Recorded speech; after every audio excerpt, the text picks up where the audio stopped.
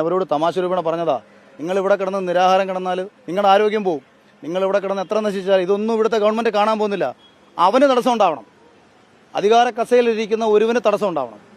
അപ്പോൾ മാത്രമേ അവന്റെ തടസ്സം മാറ്റാൻ അവൻ മുന്നിട്ട് വരൂ. അങ്ങനല്ലേ നമ്മൾ പോകുന്ന വഴിയിൽ ഒരുത്തൻ സൈഡിൽ നമ്മളെ ഒന്നും ചെയ്യാത്തൊരു സൈഡിൽ കിടക്കുക, അവനവിടെ കിടന്ന് ചത്തോട്ടേന്നേ വിചാരിക്കൂ. ഇങ്ങനെ ഭയങ്കര ഫാസിസ്റ്റുകളായിരുന്നു നമ്മളെ ബ്രിട്ടീഷുകാർ. ഗാന്ധി സമരം ചെയ്യാൻ വേണ്ടി ട്രെയിനിന്റെ ഫ്രണ്ടിൽ വന്ന് കിടന്നപ്പോഴത്തേക്ക് വണ്ടി നിർത്തിയിട്ടു. അവർ ആ മാന്യത കാണിച്ചു. ഈ ഗവൺമെന്റ് അത് കാണിക്കത്തില്ല. ഇതുങ്ങൾ ഇപ്പം നാളെ മന്ത്രിമാരുടെ വാഹനത്തിന്റെ മുന്നിൽ ഇവർ പോയി കിടന്നാൽ പോലീസുകാരെ കൊണ്ട് അടുപ്പിക്കുകയോ വണ്ടി കയറ്റി ഇറക്കട്ടെ എന്ന് ചിന്തിച്ചു പോകും. ബ്രിട്ടൻ ഇത് ചെയ്തില്ല. ബ്രിട്ടൻ ചെയ്തിരുന്നുണ്ടെങ്കിൽ ആദ്യത്തെ സമരത്തിൽ ഗാന്ധി തീർന്നേനെ.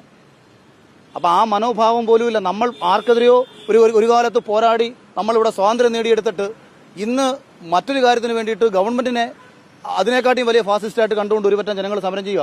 അവർ പറഞ്ഞോ, അവർക്ക് ഒരു ദിവസം 10,000 രൂപയാണെന്ന് പറഞ്ഞോ, അവർക്ക് ആഡംബരമായിട്ട് ജീവിക്കാനാണെന്ന് പറഞ്ഞോ, അവർക്ക് ലക്ഷറി കാർ വാങ്ങാനാണെന്ന് പറഞ്ഞോ, അവർക്ക് ആഡംബര വാഹനങ്ങൾ നിർമ്മിക്കാനാണെന്ന് പറഞ്ഞോ, ഒന്നും പറഞ്ഞില്ല. ജീവിക്കാനാണെന്ന്. 500 രൂപ എന്ന് പറയുന്നത് ഒരു ദിവസം അവന്റെ ജീവിക്കാനുള്ള പണമാണ്. അതാണ് അവർ ആവശ്യപ്പെടുന്നത്. ആ ആവശ്യം കേൾക്കാൻ കഴിഞ്ഞില്ലെന്നുണ്ടെങ്കിൽ പിന്നെ മനുഷ്യൻ